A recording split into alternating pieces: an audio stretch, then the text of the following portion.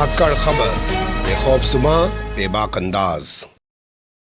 धाकड़ खबर के news room से मैं आपके साथ हूं अकरम रईस खान। अजय देवगन का एक बड़ा ही मशहूर डायलॉग है, आप लोगों ने खूब सुना होगा, जिसमें है दम वही कहलाएगा बाजीराव सिंघम।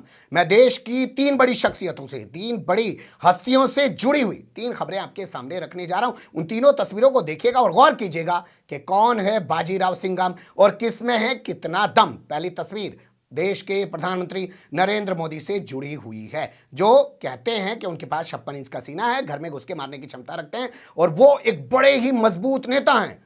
यही नहीं, पूरी दुनिया के अंदर उनकी इस मजबूत नेतृत्व की सराहना की जाती है, उनका लोहा माना जाता है। उसके अलावा दूसरी शख्सियत है उत्तर प्रदेश के मुख्यमंत्री आदित्यनाथ योगी, जो कहते हैं कि वो बड़े सर्वशक्तिशाली हैं, बुलडोजर चलवा देते हैं, ठोको पॉलिटिक्स के तहत एंकाउंटर करा देते हैं, जमीन में गड़वा देते हैं, जेल में डलवा देते हैं या उत्तर प्रदेश से बाहर निकलवा देते हैं। यानी रात दिन वो भी ये साबित करने में लगे रहते हैं कि उनमें भी है दम। और तीसरी शख्सियत हैं जिन पर हाल फिलहाल में अभी हमला हुआ है, हैदराबाद के रहने वाले हैं, सांसद हैं और अपनी पार्टी के राष्ट्रीय अध्यक्ष हैं, नाम है असदुद्दीन ओवैसी। और पूरे देश में अब निकल पड़े हैं ये कहने के लिए कि मुसलमानों, जैसे नरेंद्र मोदी ने अपने आप को हिंदुओं का नेता घोषित कर लिया है या मान लिया है, या हिंदुओं ने उनको नेता बना दिया है, वैसे ही मुझे भी नेता घोषित कर दो या मान लो, या मैं तुम्हारा नेता बन गया हूं। ये तमाम कोशिशों में लगे हुए हैं। तो कैसे इन तीनों तस्वीरों को देखा और समझा जा सकता है और क्यों ये सवाल खड़ा हो रहा है कि किसमें है दम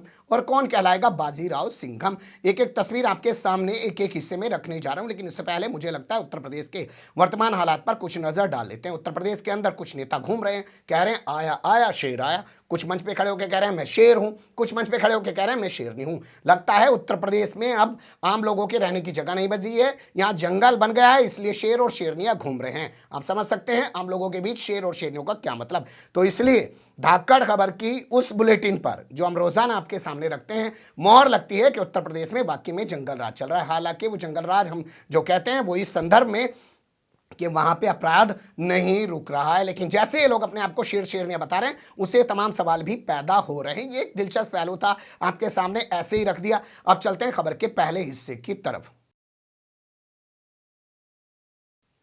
बात करते हैं देश के प्रधानमंत्री नरेंद्र मोदी की। 2013 से जब से उनकी देश की राजनीति में एंट्री हुई, या यूं कहें कि राष्ट्रीय फलक पर उनका पदार्पण हुआ, तब से उन्हें एक मजबूत नेता के तौर पर पेश किया जाता है। देश ही नहीं, पूरी दुनिया में उनका लोहा माना जाता है। 56 इंच का वो सीना रखते हैं, घर में घुस के मारते हैं और वो ईंट का जवाब पत्थर से देने की क्षमता रखते हैं। ये तमाम चीजें आपने सुनी होगी, नरेंद्र मोदी खुद भी बताते रहते हैं। लेकिन जैसे ही पंजाब में एक जरा सी घटना हुई, लोग जाम लगा के सड़क पे खड़े हो गए और इन्हें वहाँ पे 20 मिनट इंतजार करना पड़ा और उसके बाद इनको वापस लौटना पड़ा। और वापस लौटने के बाद जानते ही इन्होंने क्या कहा, थैंक यू कहना अपने सीएम से कि मैं जिंदा लौट आया हूँ। इनकी उस खबर को भोंपू मीडिया और उसके दलाल चाटुकार बल के दंगाई पत्रकारों ने किस तरीके से चलाया था, दिखाया था, उन्हीं की जबानी देख लीजिए। और इस वक्त की बड़ी खबर आपको बता दें, प्रधानमंत्री की सुरक्षा में जिस तरह चूक हुई है, officials at Bathinda airport tell ANI that PM Modi on his return to Bathinda airport told officials there, अपने सीएम को थैंक्स कहना कि मैं भटिंडा एयरपोर्ट तक जिंदा लौट पाया। ये आप समझ सकते हैं कि किस हद तक प्रधानमंत्री को यह कहना पड़ गया। भटिंडा एयरपोर्ट पहुंचकर अधिकारियों से प्रधानमंत्री नरेंद्र मोदी ने कहा है, अपने मुख्यमंत्री को बोल देना मैं भटिंडा एयरपोर्ट तक जिंदा लौट पाया। एएनआई के हवाले से बड़ी खबर हम आपको दिखा रहे हैं। प्रधानमंत्री द्वारा यह कहा गया कि सीएम को धन्यवाद कहना कि जिंदा लौट पाया। सुन लिया आपने, आज तक नरेंद्र मोदी ने इस बात का खंडन नहीं किया। इससे हम साफ तौर पर अंदाजा लगा सकते हैं या इसको स्वीकार कर सकते हैं कि हाँ, नरेंद्र मोदी ने कहा होगा, तभी एएनआई जैसी न्यूज एजेंसी ने इस खबर को ब्रेक किया और उसके बाद मीडिया इस खबर को दिखाने लगा। यानी 56 इंच का सीना रखने वाले नरेंद्र मोदी को डर लगता है, उनको जो है पंजाब में खतरा महसूस होता है। उन्होंने लगता है कि उनकी जान बच गई, वो भी तब जब उनके ऊपर कोई पत्थर नहीं चला, कोई उनके खिलाफ नारेबाजी नहीं हुई, भाजपा के लोग उनके आसपास थे, कुछ भी नहीं हुआ, फिर भी उन्होंने इस पूरे मामले को इस तरीके से पेश किया। अब दूसरी तस्वीर देख लीजिए।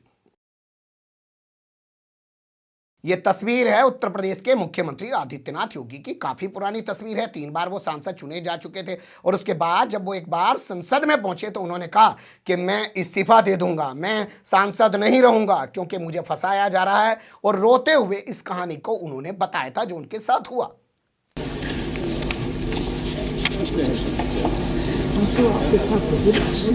सर मुझे बोले don't be tell him go on Nitin Yogi ji we all respect you. Please, you feel we shall certainly look into it. I tell you. अध्यक्ष मैं तीसरी बार गोरखपुर से लोकसभा का सदस्य बना हूं। महोदय पहली बार मैं 25,000 वोटों से जीता था, दूसरी बार 50,000 से जीता और तीसरी बार लगभग 1.5 लाख मतों से मैं गोरखपुर से चुनकर के आया हूं। लेकिन पिछले कुछ समय से महोदय राजनीतिक विद्वेष के तहत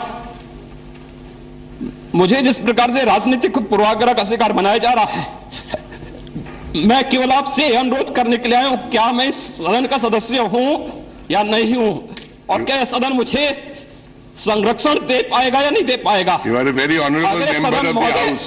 मुझे संरक्षण नहीं दे सकता है तो मैं आज ही सदन को छोड़ करके वापस जाना चाहता हूं।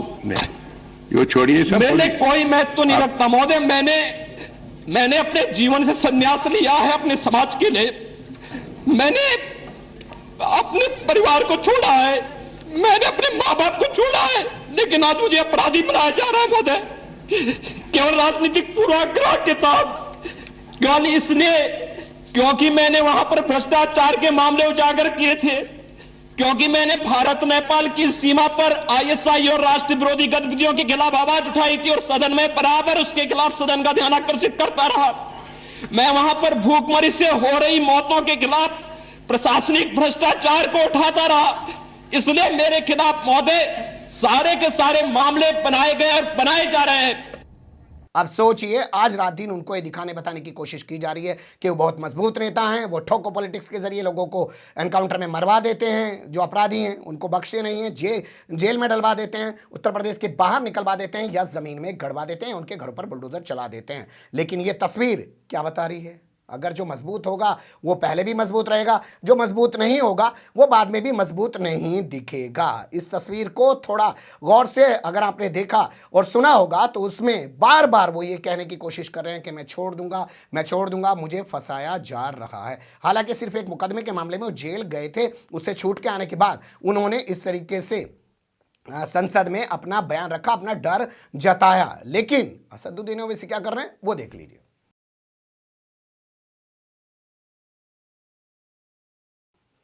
अब असदुद्दीन ओवैसी का हाल आपके सामने रख देते हैं। तमाम स्टेटमेंट परसों से अब तक असदुद्दीन ओवैसी के उठा के देखें, उन्होंने कहीं भी नहीं कहा कि मुझे डर लगता है, उन्होंने कहीं भी नहीं कहा कि मैं अपनी संसदीय सीट से इस्तीफा दे दूंगा, उन्होंने कहीं भी नहीं कहा कि ये संसद जहां का मैं सांसद हूं अगर मेरी रक्षा नहीं कर सकता, मेरा संरक्षण नहीं कर सकता तो मैं इस संसद में नहीं रह सकता। वो तो पलट के कह रहे हैं कि मुझे मौत से डर नहीं लगता है, मैं सिक्योरिटी नहीं लूंगा।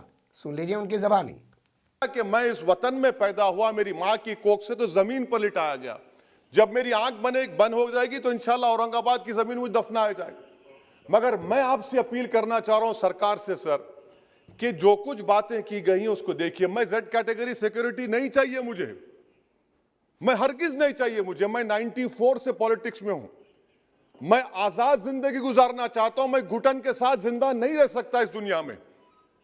मुझे जिंदा रहना है तो अपनी आवाज उठाना है, मुझे अब जिंदा रहना है तो सरकार किसी के उनके खिलाफ बोलना है, और अगर गोली लगती है तो मुझे कबूल है, मगर मैं घुटन की जिंदगी नहीं गुजार सकता सर।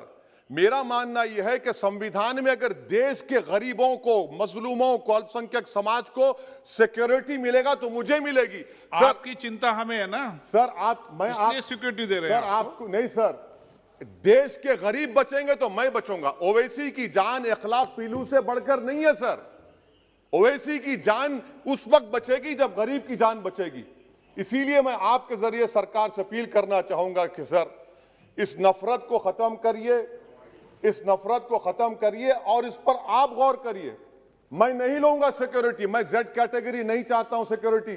मुझे ए कैटेगरी का शहरी बनाइए आप, मुझे एक कैटेगरी का शहरी बनाइए ताकि मेरी और आपकी जिंदगी बराबर हो।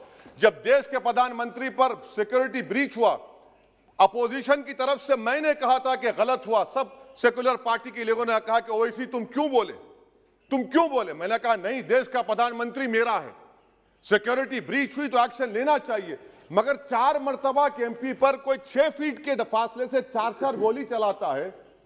मुझे मौत है, हम सबकी मौत है, मगर मैं इन गोली चलाने वालों से डर कर खामोश नहीं बैठने वाला हूं। और मैं दुआ करता हूं कि उत्तर प्रदेश में पुरअमन पोलिंग होगी इंशाअल्लाह। उत्तर प्रदेश की जनता गोली चलाने वालों का जवाब बैलेट से देगी, नफरत का जवाब मोहब्बत से देगी, और कमजोरों को दबाने का जवाब हिस्सेदारी से देगी। सुन लिया आपने, तो 3 तस्वीरें हैं, 3 खबरें हैं, 3 बड़ी शख्सियत हैं। अब किसमें कितना है दम और कौन है बाजीराव सिंघम, ये आप पे छोड़ देते हैं। ये हमारा काम नहीं है, हमारा काम है तमाम चीज़ों को समेट के आपके सामने रखने का। यहाँ एक चीज़ आपको और गौर करनी पड़ेगी, प्रधानमंत्री नरेंद्र मोदी प्रधानमंत्री की सीट पर रहते हुए डर की बात कर रहे हैं, खुद की जान को खतरा की बात कर रहे हैं। आदित्यनाथ योगी एक सांसद 3 बार के रहने के बावजूद और एक साधु रहने के बावजूद डर की बात कर रहे हैं। लेकिन आप देखिए, असदुद्दीन ओवैसी क्या मंत्री हैं? कोई असदुद्दीन ओवैसी कोई मंत्री हैं, कोई गवर्नर हैं, कुछ हैं, उनकी पार्टी की कहीं कोई वक़्त इमेज है, लेकिन फिर भी वो कह रहे हैं कि मुझे डर नहीं लगता। जैसा मैंने कहा कि किस में है दम और कौन है बाजीराव सिंघम, ये आप तय कीजिएगा, हमारा काम नहीं है। बने रहिएगा धाकड़ खबर के साथ। कमेंट्स के रूप में आप लोग अपनी राय दे सकते हैं, खबर को लाइक कर सकते हैं, चैनल को सब्सक्राइब कर सकते हैं, ज़्यादा से ज़्यादा हमारी खबरों को शेयर कर सकते हैं। फिर ऐसे ही किसी सुलगते हुए या उलझते मुद्दे लेकर मैं आपके सामने होऊंगा हाजिर। फिलहाल अभी मुझे दें इजाज़त।